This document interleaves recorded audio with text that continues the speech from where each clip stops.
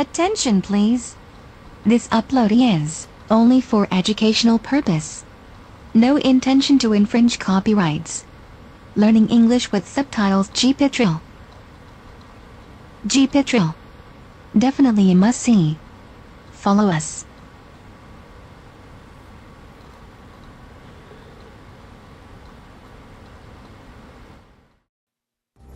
Back at the SPCA, the stray dog and her 2 pups found living under a house in South Auckland have been brought in for a vet check to determine their fate. Everything about her is okay. She's got a couple of little scratches and minor wounds.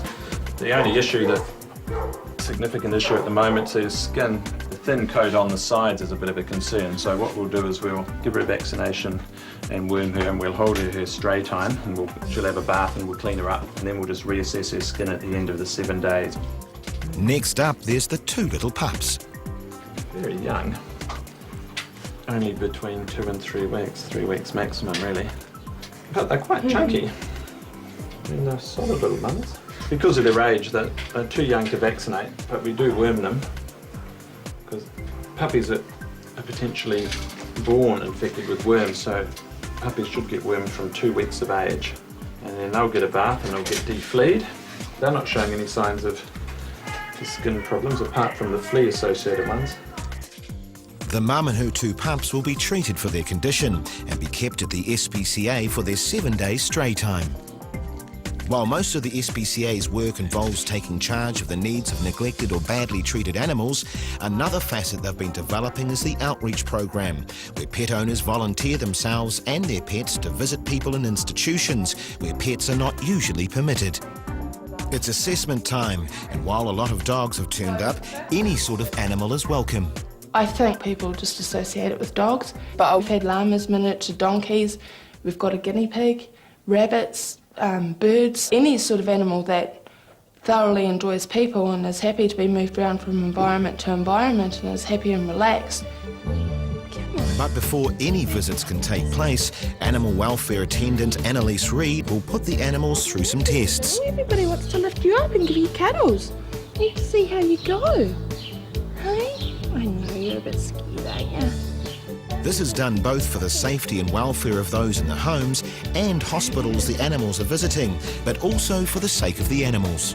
The first thing I do is just observe the animal and see just its general behaviour with the owner. I need to have confidence that the owner can control the animal and that the animal's going to respond to the owner straight away. So that needs to be quite a strong bond. And then I just approach the animal and just see how it goes with strangers coming. We're not expecting no reaction when we're assessing the animals, we're just making sure that there's not a negative reaction. Most of the animals we deal with are happy, friendly, you know, and happy to be approached and things like that. Over the day, more than 30 animals will be assessed. An early contender is a 3-year-old ragdoll cat called Titan. I think he'd be a good outreach animal because he's quite placid and he's quite happy to go to other people. He spends most of his days sleeping. He's just a real people cat. He loves attention and he loves affection and he's quite happy to give it back. And I sort of thought it would be quite neat to brighten some elderly people's lives and they might appreciate him. Annalise introduces the kind of equipment the animals might encounter on their visits. He's coping really well. He's not running and hiding or anything like that. Just doing a bit of rough patting. Not everybody is that gentle and it's basically to get an idea of how he copes. So, Titan the ragdoll cat looks likely to be a pass. The next volunteer is a small fluffy dog called Toby. With this assessment, I'm keeping Toby's mum close by. Basically, Toby's a little bit nervous and I feel that by me forcing him away from his mum, it's going to distress him too much and I'm more likely to get a really negative reaction. The idea isn't to distress animals and straight away I'm more inclined for animals like this to make sure there is definitely a quieter rest time, nothing unpredictable, and the owner has to be aware that they have to be there for the animal at all times. Yeah, I'm getting enough of a noise response that I think that might be a little bit too overwhelming and distressing me a little bit too much. Oh, darling. You're being a wuss dog. At present, Toby appears to be just a little timid to take part in the outreach program. Next up, a Doberman called Minnie. She's a lovely dog and she's really good with people, and I get a bit annoyed that the public's response to the breed is somewhat negative, and I just thought it would be nice to let people know that Dobermans aren't what they perceive them to be. And she's lovely with people and she's just enjoys getting out and doing stuff. Dobie's, contrary to the perception that's been put out there, they're really, really affectionate and they actually really like to be touching people. The Doberman is another pass for the outreach program. Later in the day, a blue heeler named Jessie arrives. She's a great dog. She's great with kids and other animals and everybody really, and I just would like to help people that are maybe in a home or young children that are sick, maybe bring some joy to their lives, and if I can assist with their rehabilitation or make them feel better about life, then that would be great. She's not entirely full-bred blue heeler. Blue heelers are quite renowned for being snappy, but she's just got a great nature and loves everybody and everything. She's very social. You'll find her at a party on top of the barbecue table eating off people's plates usually. Hello. You're not fazed by much, are you? Jessie the blue heeler is obviously a winner, but there are situations their owners need to be aware of. I don't see her being a problem like in large crowds or one-on-one or anything like that. I think, you know, that's absolutely fine as long as it's a more predictable environment. Jessie and her owner Kerry now just need to wait until a hospital or rest home requests to have an animal visit as part of the outreach program. In Tuakau, the abandoned frizzle rooster has found a new home. A former free-range egg farmer has taken a shine to Frizzle and expects him to fit in really well. There, mate. There, mate. How about that, hey? Go and see the girls.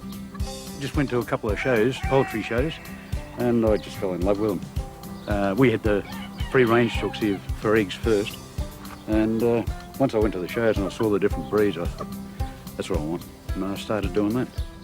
There are 6 different breeds of chooks on John's farm. Plenty of opportunity for Frizzle to make friends. He's in good nick, yes. You can tell by his eyes.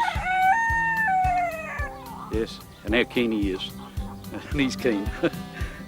He's taken charge already. Definitely get a lot of loving care here. Spoiled, looked after really well. Now that's what you call a happy ending. Inspector Vicky Border is back in East Auckland. I'm at the vet clinic waiting for our friend to arrive with the Cocker Spaniel for the recheck on the ears and also the Shepherd for the first consultation. Cocky the Cocker Spaniel arrives, but it appears the owner has misunderstood Vicky's instructions because the German Shepherd has been left behind. Where's your other dog? Oh, I think I think this one come first, right? When are you going to do the other one? Or maybe next week, eh? No, it needs to be done this weekend. So what I'll do, I'll write you a notice instructing you that it must be done in the weekend, and I'll give it to you. Vicky is determined that this pet owner gives his animals the attention they need. Written instruction, and I must see that dog, and it must have those ears treated. He better have it done by 9 o'clock Monday morning. I'm giving him 2 more days, and then that's it. Jessie the blue heeler and her owner Kerry are now up and running as part of the outreach program. This placid, affectionate dog has found her niche visiting a home for the elderly. Jessie always enjoys coming here. She gets out of the car and bounds in to see her friends. The first person Jessie meets on her fortnightly visits is Ivan. They're quite good friends, these two, Ivan and Jessie. Right. She's quite happy to be here with you, isn't she? She is. Yes. She is. There's no doubt. But Ivan isn't Jessie's only friend at Franklin Village. Hello, Laurie. How are you today? I've brought your friend for another visit. Come on, Jess, come and say hello to Laurie, please. Good. In the dementia unit, there are always people pleased to see her. She's been on a big diet, so she's looking nice and trim for you. Oh, I see. It's quite good to see their response to her when we walk down the hallway and they recognise us. Obviously, they don't always recognise a lot of things, so that recognition is quite good, and they are always happy to see us. She's a good girl, isn't she, Laurie? Let's go and take Jessie for a walk. You take the leash, we'll go around the garden and have a little look at the flowers and things that you've been growing here. Tomatoes mostly. Are you taking her or is she taking you? The elderly gent takes the dog for a walk. Inspector Vicky Border's persistent efforts to make the owner of the German Shepherd with infected ears take his dog to a vet has paid off. Today she's at a clinic in East Auckland, where vet Leon Goldwater is concerned about the animal's condition. Severe infection in his right ear, which meant we needed to give him some sedation so we could give it a good clean out. But you can see he's still quite irritated. He wants to shake his head a lot. And it's going to take a week before it's feeling good for him. His other problem is in his back feet and on his tummy. The skin's chronically inflamed there, and that's going to be many months of intensive treatment to control that. I don't know if he doesn't look at him very much or doesn't do much with him. Couldn't imagine ignoring it if he were my dog. I'm just a bit concerned about future upkeep of the dog. The vet was pretty concerned about the severity of the ear infection. It's hard not to wonder if I hadn't have found the dog still would be in that room, untreated.